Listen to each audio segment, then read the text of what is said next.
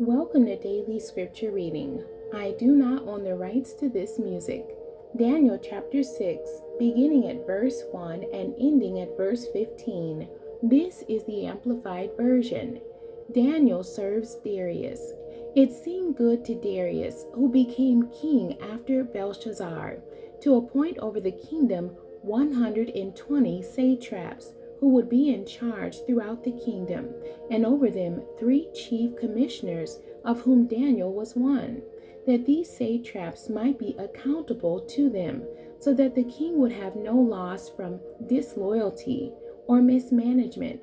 Then this Daniel, because of the extraordinary spirit within him, began distinguishing himself among the commissioners and the satraps, and the king planned to appoint him over the entire realm.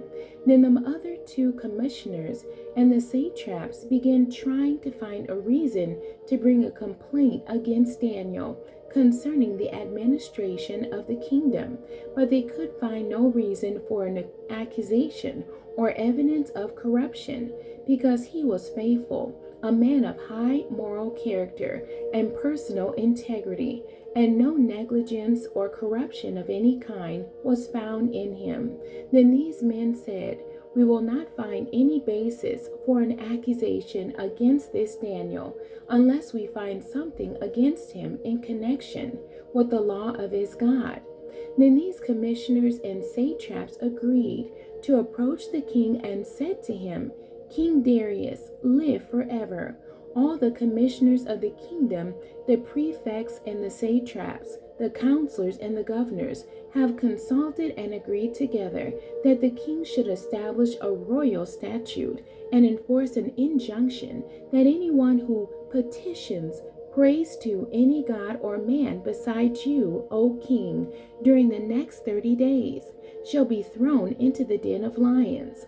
Now, O king, establish the injunction and sign the document so that it may not be changed, in accordance with the law of the Medes and Persians, which ensures that it may not be altered or revoked." So King Darius signed the document, that is, the injunction.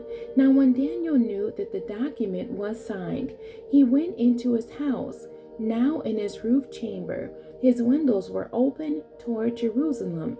He continued to get down on his knees 3 times a day, praying and giving thanks before his God, as he had been doing previously. Then by agreement, these men came together and found Daniel praying and making requests before his God. Then they approached and spoke before the king regarding his injunction. "Have you not signed an injunction that anyone who petitions, prays to any god or man except you, O king, within the designated 30 days, is to be thrown into the den of lions?" The king answered, "The statement is true, in accordance with the law of the Medes and Persians, which may not be altered or revoked." Then they answered and said before the king, "Daniel, who is one of the exiles from Judah, does not pay any attention to you, O king, or to the injunction which you have signed, but keeps praying to his God 3 times a day." Then as soon as the king heard these words, he was deeply distressed over what he had done, and set his mind on rescuing Daniel, and he struggled until the sun went down, trying to work out a way to save him. Then, by agreement, these same men came to the king and said, "Know, O king, that it is a law of the Medes and Persians, that no injunction or statute which the king establishes may be altered or revoked." The end. God bless you, and thank you for joining me today.